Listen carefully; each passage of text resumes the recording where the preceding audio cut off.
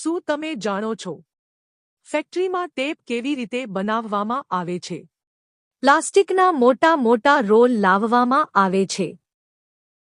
ત્યારબાદ પ્લાસ્ટિકના રોલનું પેકિંગ ખોલીને તેને મશીન સાથે જોડી દેવામાં આવે છે.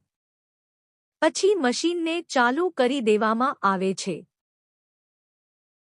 ત્યાર પછી તેમાં એક મજબૂત ગ્લુ નાખવામાં આવે છે.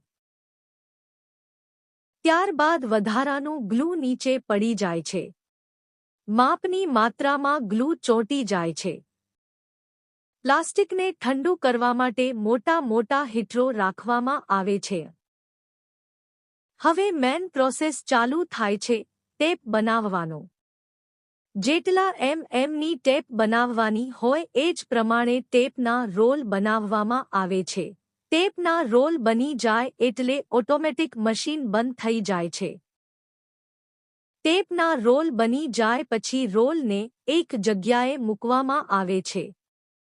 હવે મેન પ્રોસેસ ચાલુ થાય છે. ટેપના રોલને એક મશીનમાં ફીટ કરી નાખવામાં આવે છે. ત્યારબાદ ટેપનું કટિંગ કરવામાં આવે છે. એક જ માપે કટિંગ કરવામાં આવે છે. ટેપનું કટિંગ કરીને એક બાસ્કેટમાં ભેગી કરવામાં આવે છે. ત્યારબાદ કેરેટને પેકિંગ ગોડાઉનમાં લઈ જવામાં આવે છે. હવે મેન પ્રોસેસ ચાલુ થાય છે. ટેપનું પેકિંગ કરવાનું. ટેપને પેકિંગ કરવા માટે પ્લાસ્ટિકનું કવર લેવામાં આવે છે. પછી તેમાં કંપનીનું નામ નાખવામાં આવે છે. પેકિંગમાં ટેપ રાખીને ગરમ મશીન મારવામાં આવે છે.